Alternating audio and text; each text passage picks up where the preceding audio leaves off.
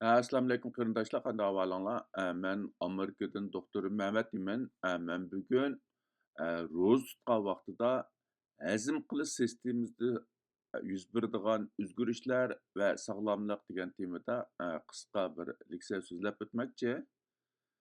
Men bu leksiyada asosliqi ro'za tutgan vaqtida yoki uzun vaqt tomoq yemagan vaqtida hazm qilish sistemasida yuz beradigan o'zgarishlar va uningki sog'lomlikqa bo'lgan ta'siri, ya'ni yaxshi ta'siri va nachar ta'siri to'g'risida qisqacha to'xtalib o'taman.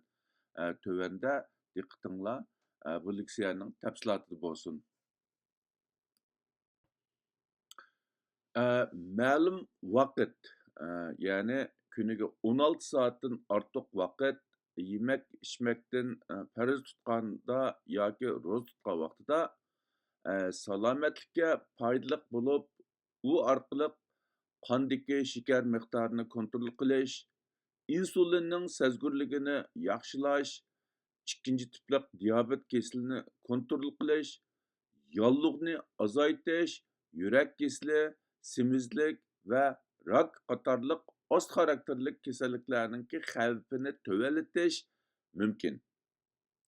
Undan boshqa ba'zi tadqiqotlarda ro'za tutishning badanning immunit kuchini, tunish iqtidorini, esda tutish qobiliyatini va diqqatini yig'ish qatorliqlarni yaxshilaydiganligi o'tirib qo'yilmoqda.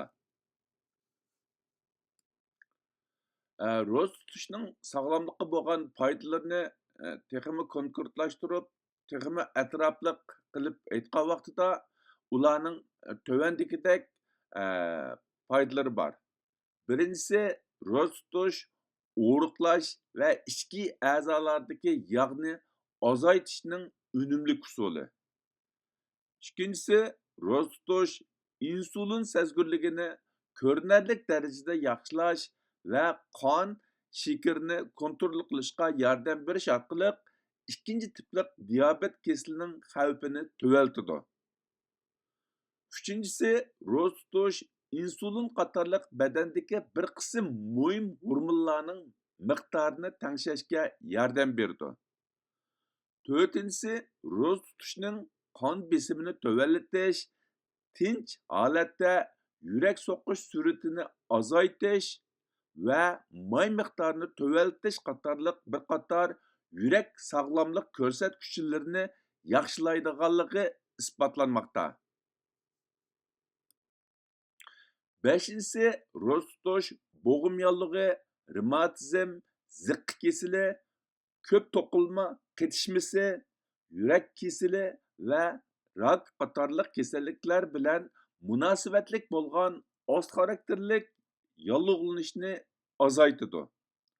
Oltinchisi, ro'za tutish mi iqtidorini kuchaytirish, esda saqlash iqtidorini yaxshilash, miyaning besim va Alzheimer, Parkinson qatorliq nerva chekinish kasalliklariga qarshi turish kuchini oshirishi mumkin.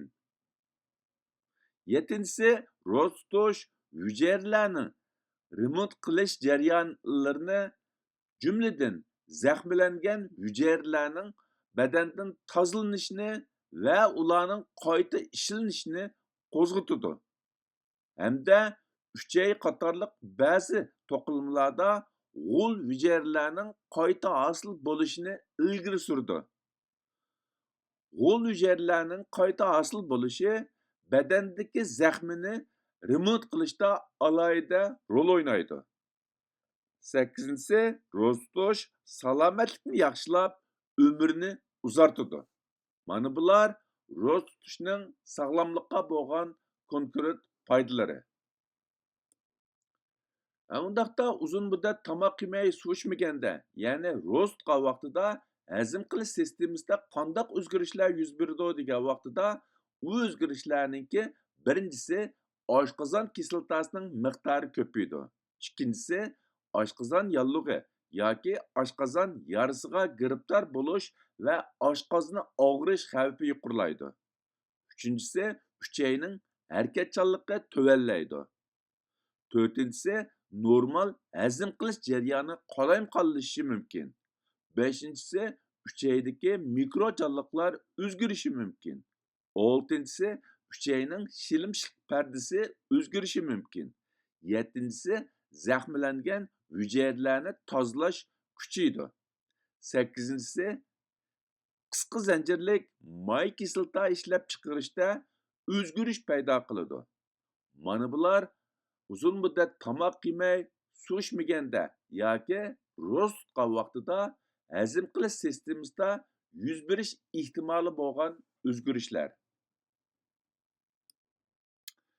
Undaqda tomoq yeyish, suv ichishni asli keltirgan vaqtida yoki iftorda nimalarga diqqat qilishimiz kerak degan vaqtida tomoq yeyish va suv ichishni asli keltirgan vaqtida yoki iftorda o'zimizningki bu sog'lomlik uchun ya'ni uzun muddat tomoq yemay, suv ichmagan yoki ro'za tutganniki salomatlikka bo'lgan foydasini yuqori ko'tarib, uning salomatlikka bo'lgan salbiy ta'sirini tuvaltish uchun tuvandagidek taraflarda alohida diqqat qilishimizga to'g'ri keldi. Birinchisi, meva ko'ktat qatorliq talo miqdori yuqori va oson hazm bo'ladigan yemakliklarni iste'mol qilish.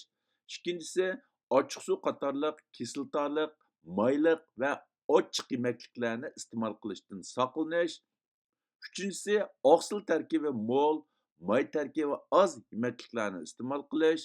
To'rtinchisi, tomoqdan keyinla karvatga chiqib yetish yoki uxlashdan saqlanish. Beshinchisi, yetarlik suv iste'mol qilish, badanning suvsizlanib qilishidan saqlanish. Oltinchisi, qitiq qatorliq hazm qilishga yordam beradigan yemakliklarni iste'mol qilish. Yettinchisi, haddidan ziyodi jismoniy harakatdan saqlanish. Ya'ni bular biz tomoq yeyish, suv ichishni asli keltirgan vaqtimizda yoki iftorda diqqat qiladigan ishlar. Bugungi bu qisqa leksiyani mishada og'irlashtirmoqchi. Hammanglarning diqqat berganinglar ko'pdan ko'p rahmat. Alloh hammamizning tini salomat, ishlarini qulaylik qilsin. Ko'rishguncha omon bo'linglar. Allohga omonat.